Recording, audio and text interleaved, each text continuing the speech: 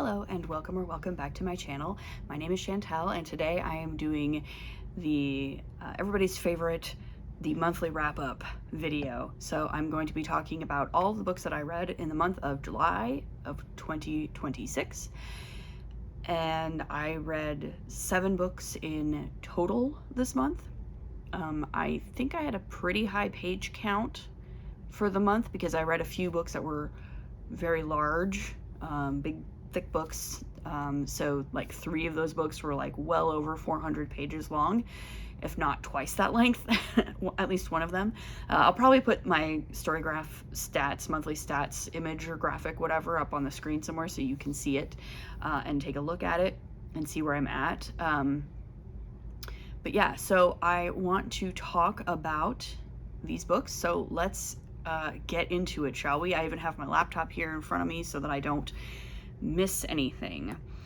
So the first 2 I'm going to mention that I did standalone book reviews of, so I'm not going to say too much about them here in this wrap-up video. I read King Sorrow by Joe Hill. I did a full-length standalone review of that book. So I'm not going to really say too much about it here, but it was a 5-star read for me. It was really, really good. I liked it a lot. I had a lot of things to say about it. So you should probably go watch my video about it if you want to see and hear more. I also did a full-length video review of Mansfield Park by Jane Austen. This was the sort of group read for Jane Austen July this year, and I read it. This was the only Jane Austen novel that had not previously read before. So this was a first time read for me. And again, I did a full-length video review of this, discussing my thoughts on it and the ways in which I feel like it hasn't aged as well as some other of Jane Austen's novels, and why I think it's not as popular as some of her other books are in our present day. But the things about it that I found interesting as well. So that is also available for you to watch. But yeah, so that was Mansfield Park by Jane Austen. So that's 2 of my reads for the month. I do want to talk a little bit about The Monster Borrow Cormorant and The Tyrant Borrow Cormorant by Seth Dickinson. I read both of those books this month, and I'm now officially caught up with the Borrow Cormorant series, or I think it's called The Masquerade. And my understanding is that there is theoretically planned to be a 4th book in the series, a concluding book, but that Seth Dickinson has had a lot of trouble writing it, so it's uncertain if he will ever actually complete it. That having been said, I do feel like the 3rd book does end in a way that I think is potentially satisfying enough that, like, I won't be I wouldn't be mad about it anyway. I don't get mad about people not being able to finish their own series. It's a thing that happens sometimes. It's not a big deal. But like, it's not like it ended on a huge cliffhanger and I'm like waiting with bated breath to find out what happens next. If the 4th book ever does happen, I will happily pick it up and read it and discover the conclusion of Borrow Cormorant's story, but I'm not like chomping at the bit for it. But I am thinking about doing more of a full-length review of the Masquerade series, all 3 books, and sort of discussion of it. So I don't want to talk about it a whole lot here, especially because I try to avoid spoilers in my wrap-up videos. But I did really like it. I really like Dickinson's take on empire and colonialism and the way that it affects everyone who is involved in it, even tangentially. I think it's really good and interesting and honestly in some ways kind of different from how a lot of other writers are tackling the issue. And The Masquerade in particular is, I think, especially interesting as a concept because it is so I think in some ways it's a very modern conception of empire. It's very much based on the British Empire and the American Empire in certain ways, particularly in the ways in which it doesn't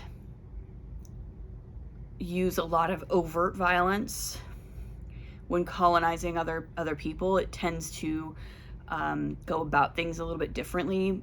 Usually it uses trade and it uses like economic pressure more than it uses like overt sort of conquest and violence to actually subsume other cultures within it.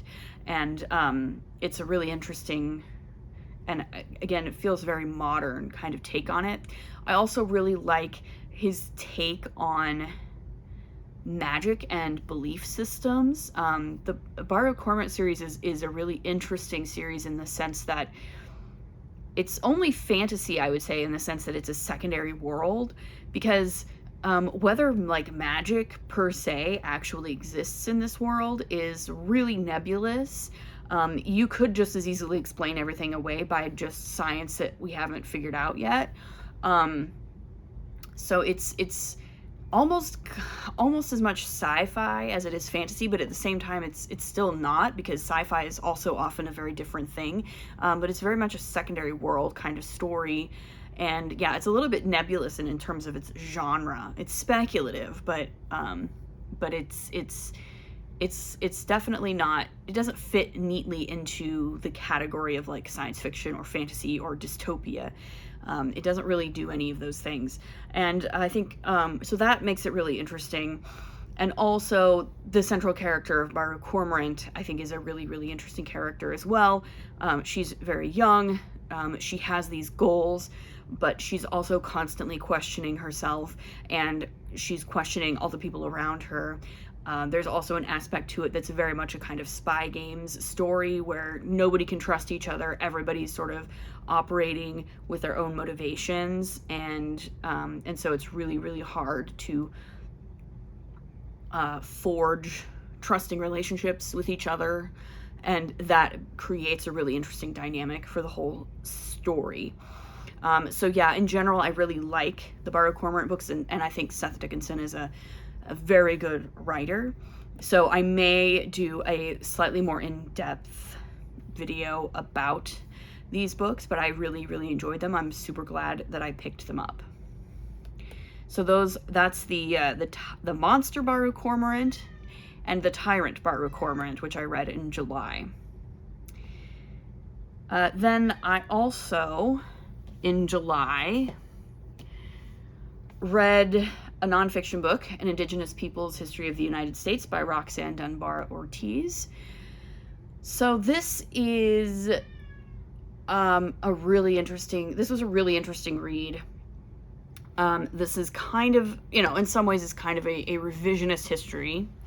And it goes against, a lot of more traditional histories of the United States in pretty obvious ways, I think.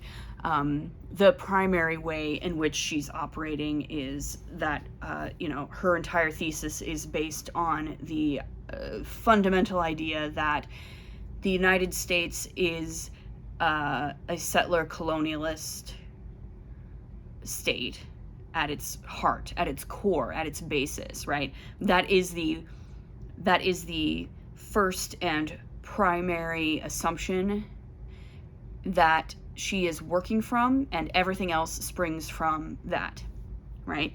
So I will say that this book is quite short for the amount of stuff that it covers and the length of time that it covers. This book is really only about 200 pages long, a little over 200 pages long, and thus it is very much a 101 primer for this kind of project, rather than something that is really in-depth. The good thing about this work is that she does list a lot of other great historians and other nonfiction works in this area for further reading. So to me, this really does, like, I think the project of this book really is to be a primer for this subject, right? It's to be a starting point, which worked for me because I am kind of new to this kind of history. And so this was exactly what I needed, was a starter, was this kind of a starter kit, you know, it was kind of a primer. It's a Indigenous Peoples History of the United States 101, right? And that's exactly what I needed. And so I really enjoyed it. Yeah, there's a lot of good stuff in here. What I think I liked about it most is that, of course, this is a history of a genocide, right? The United States has had a project of genocide against the indigenous peoples of North America since pretty much its inception, and a lot of this history is about that project. But the other side of that coin is indigenous resistance, and she focuses a lot on, especially like late 19th through mid to late 20th century, indigenous people, particularly through the lens of indigenous sovereignty and understanding indigenous nations as being sovereign nations, right? That just happen to exist within the sort of arbitrary boundaries that we've created that constitute the United States as a nation state. But the indigenous nations within those boundaries are sovereign nations in and of themselves, right? They may not necessarily consider themselves citizens of the United States, and certainly the United States government has largely not considered them citizens of the United States. They have often been treated as sovereign nations in terms of and in fact, sort of legally, right, and from a legal standpoint, they're generally considered to be sovereign nations that the United States government at the federal level is able to make treaties with, right? And so a big part of the indigenous resistance has been about asserting that sovereignty and making understood that they have that sovereignty, and in so doing attempting to reclaim, you know, some of their land and things like that. So that was really interesting as well. So I thought that was a really interesting, and again, it's sort of a different take than what I've previously seen in my sort of mainstream American history classes and textbooks and things like that. So yeah, I had this was a really good read, is what I'm saying. Again, I think, you know, it's one of those things where it's like, if you are already sort of knee deep in sort of indigenous revisionist American history, then this might not do anything for you. But as a primer, as an introduction, as a starting point for me, it really worked very well. So that's this. So this was a really good read. I'm glad I read it. Mostly I read it because, you know, we just had the 250th anniversary of the United States on July 4th, and I, you know, have a really hard time feeling patriotic these days. Go figure. But I did want to do something. I felt like I wanted to do something to mark the occasion. I felt like I couldn't let it go by completely unremarked. And so this was kind of the compromise that I made. And I'm really glad I read it. So that is An Indigenous Peoples History of the United States by Roxanne Dunbar-Ortiz. Again, this is a pretty quick read. It's only a little over 200 pages. It didn't take me long. And it left me with a lot of interesting ideas and a lot of further potential reading in this field. So this was worth my time very much. The next book that I want to talk about is another book for my classic fantasy TBR project. I read Lilith by George MacDonald. So this is my second George MacDonald book. I previously read Fantastes by him, which was an earlier work of his, and Fantastes is often considered to be sort of the first fantasy novel. Lilith is a little bit later. He wrote it, I think, in 1895 is when it was published. This was an interesting read. This is much more explicitly Christian and biblical, as you might guess from the title, if you know the titular character and her sort of place in the Christian cosmology. So Phantastes is a sort of fairy tale, almost a fairy tale, allegorical kind of story. Lilith is similar to that, but it has much more explicit Christian overtones to it. Our main character is called Mr. Vane, V-A-N-E, and he meets a raven, Mr. Raven, who leads him through a mirror in his home into another world, and there he meets a number of different characters, including the titular Lilith, and has to sort of learn to overcome temptation and learn to accept himself and, die in order to live. And there's lots of stuff going on here. It's, again, very highly allegorical. And look, I'm glad that I read it. Here's my cat to provide some color commentary. I'm glad that I read it. I am interested in the connections that it has, because I do see some very clear connections between what George MacDonald is doing in works like Phantastes and Lilith and some of the later fantasy that I have read and experienced. I can particularly see the clear lines of influence from MacDonald to C.S. Lewis, and of course C.S. Lewis did read MacDonald. He cited MacDonald as one of his influences, and I see some really strong threads there. Do I like this as its own work? No, not particularly. It was all right, but it's too allegorical for me. I think for me, allegory really doesn't do well sustaining itself for more than a short story or maybe novella at most, and this is like pretty much a full-length novel, and it just that just doesn't work for me. The characters feel too archetypal and not like real characters to really work for me personally. But again, I'm glad that I have read it. I'm glad that I'm doing this project and making these connections, because I think it's really interesting.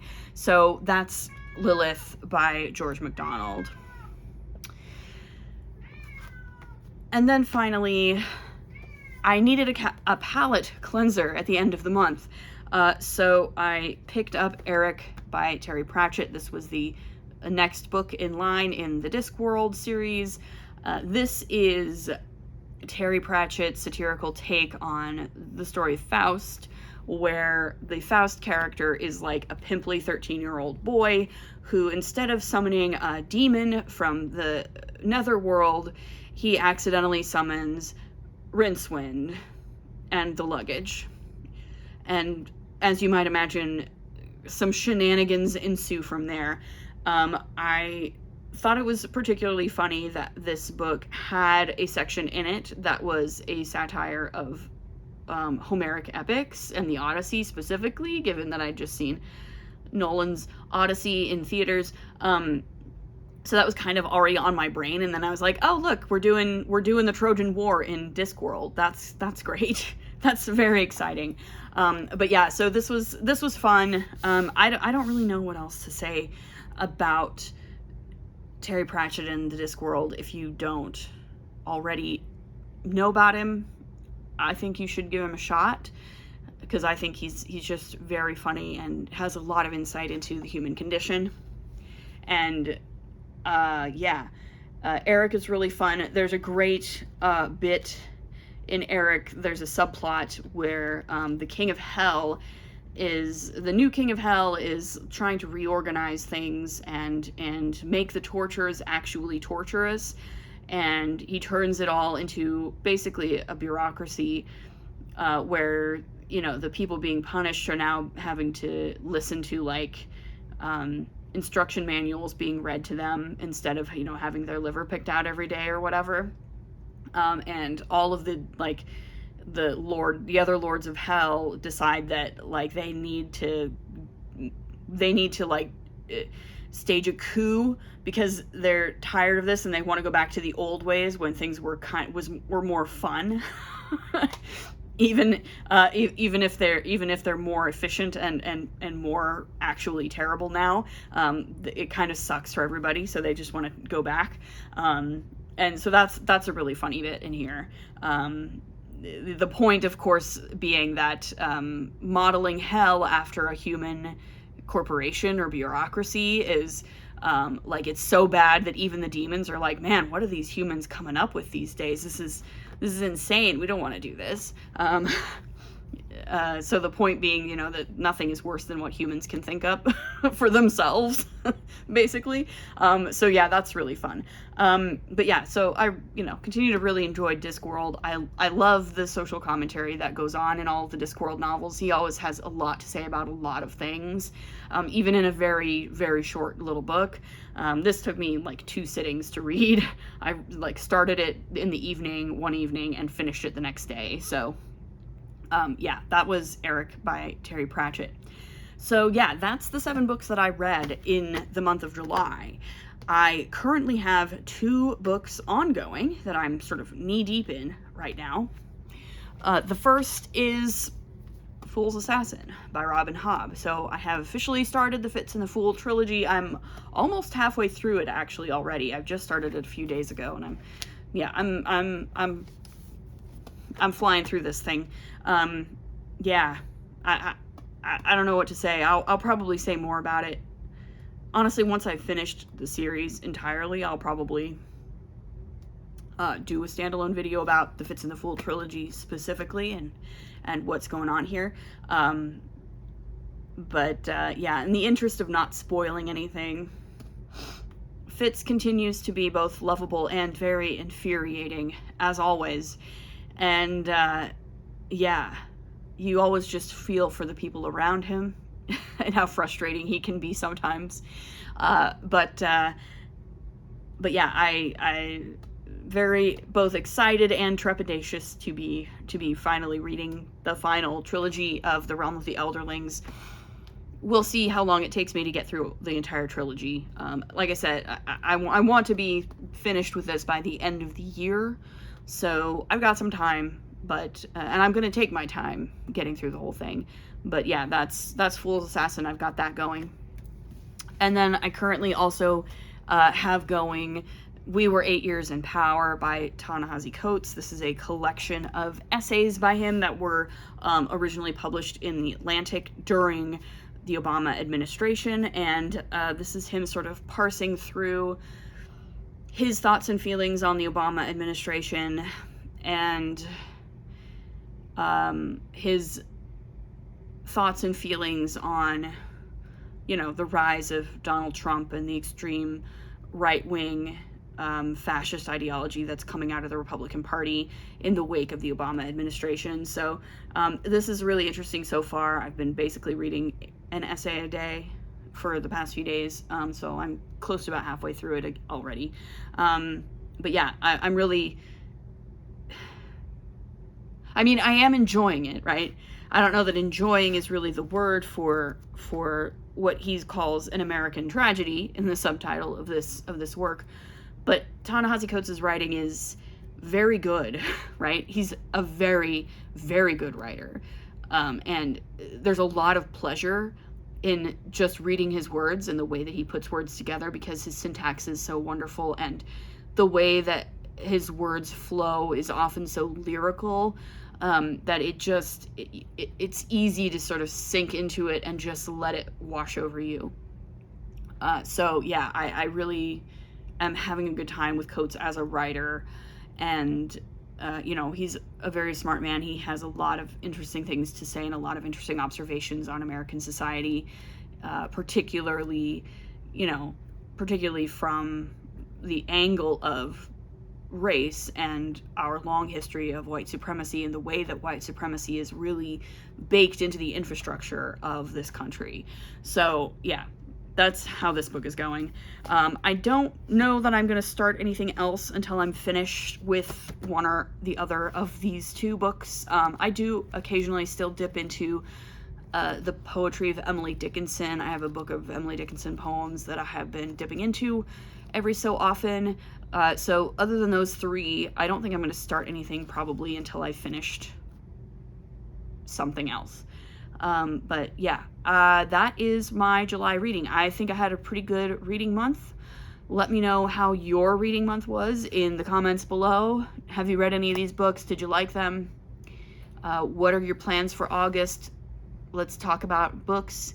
And yeah, if you like what you see, like this video, subscribe if you want to see more, and we'll see you in the next one. Bye.